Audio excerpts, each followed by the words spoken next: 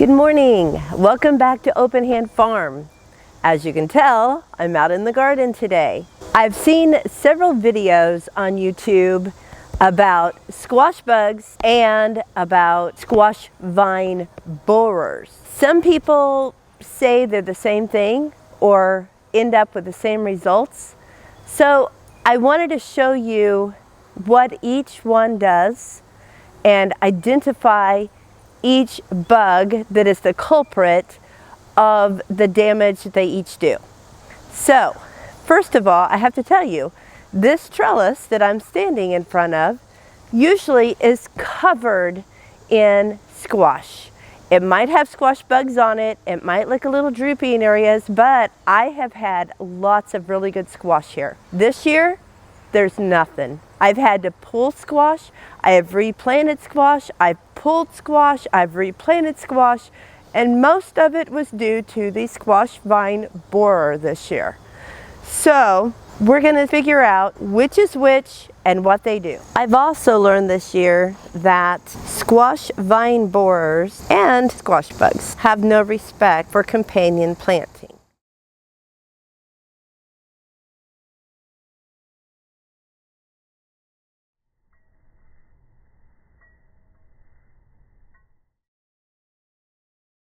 This is the biggest squash plant I have in August. That is just crazy. I am starting to get some squash, as you can see. The reason I don't have a bigger squash than this is due to squash vine borers. We also have a lot of squash bugs. If you look at my apron, I have something added this year.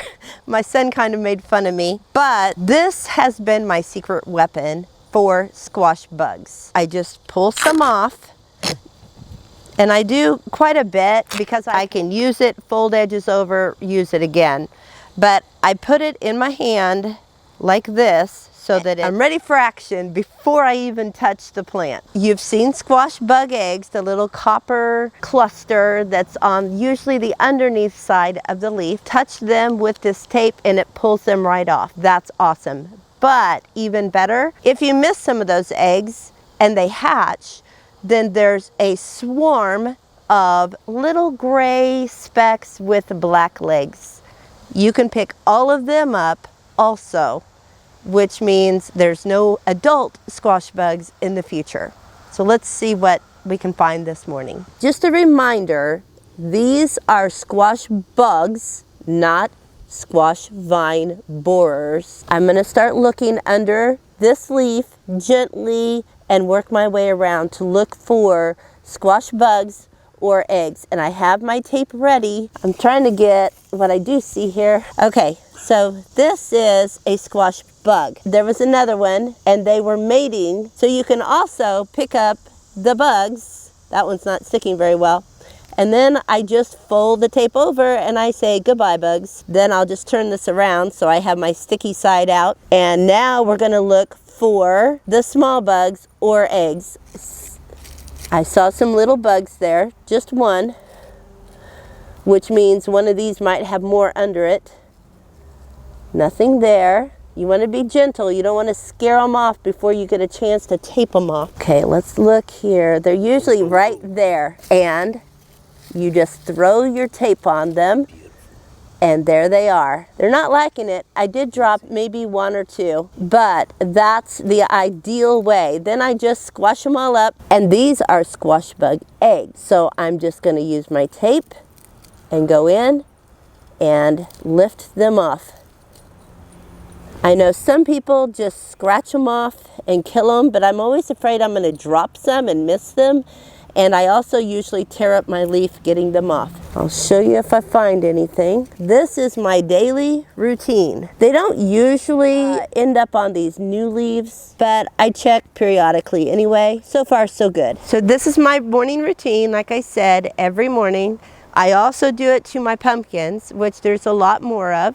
So we're gonna go over there now. So these are my pumpkins, and yes, there are a lot more leaves that I need to look at, but I trellis my pumpkins, which is helpful because I can bend down and look up and see under the leaves to see if I see anything. So I don't have to actually lift up each leaf and look.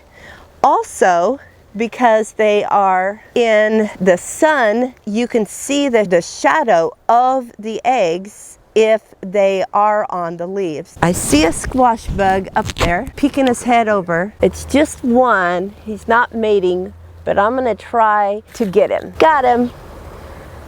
Now I'm gonna show you what the damage from a vine borer looks like on a squash or pumpkin, whatever plant.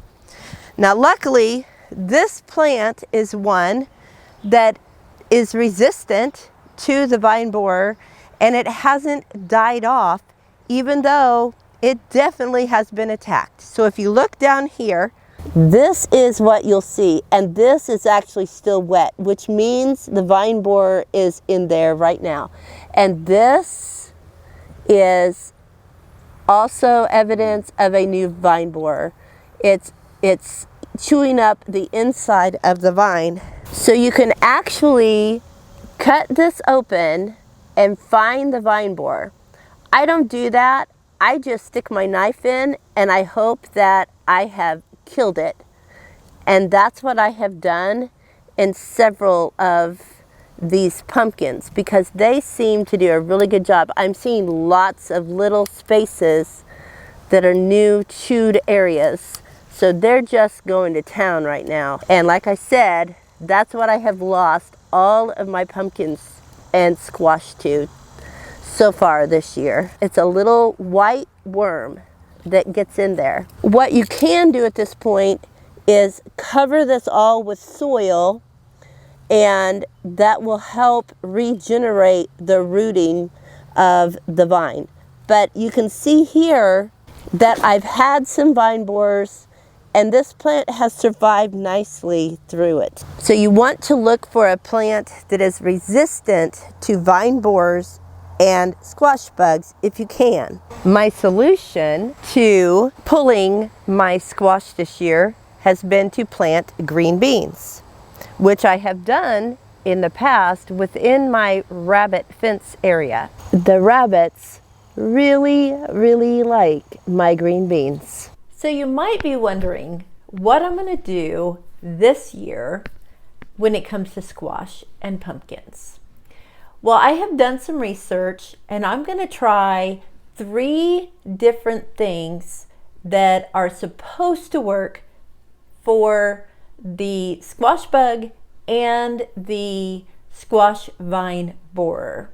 For the squash bug, I am going to plant a blue Hubbard squash, which apparently is the squash of all squashes. So it is what a squash bug desires the most. Therefore, it will act as a trap crop. So hopefully all of the bugs will go there. I can then, since I probably won't be eating the fruit, I'm only using it for a trap. I could use some bug spray to kill them. You can also inoculate that plant with a poison so that when the bugs bite into it, it takes care of them.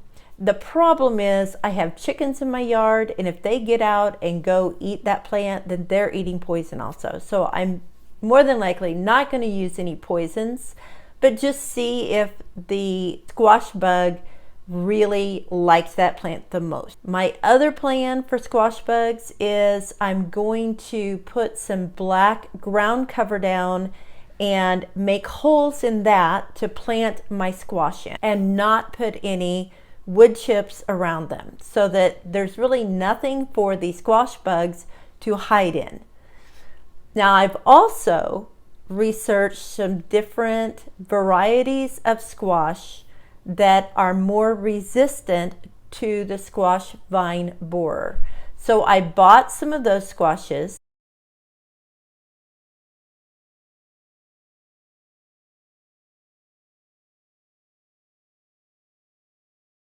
As well as I have learned a couple of different ways. One is to use a white school glue mixed with diatomaceous earth and paint it onto the vine of the squash so that when the vine borer bites into it, the diatomaceous earth will kill them.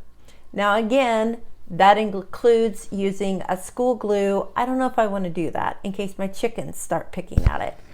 But the other plan is when the plant is a bigger plant, when the blooms are just about to open, you can wrap the vine of your squash plant all the way down to the ground with aluminum foil.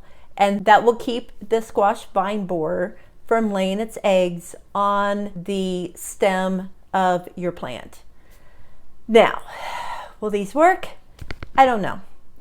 I'll have to do another video and let you know about the 2022 garden and my continual fight to have squash. Thanks so much for watching this video. If you liked it, please give it a thumbs up. Please share it, and if you haven't subscribed, please do. I am so excited to have so many people that are using some of my ideas, learning to do different things, and that's what I want this channel to be about. Know that if there's something you want to learn, leave it in the comments and I'll try to learn it and teach it to you. Until next time, blessings on you and yours.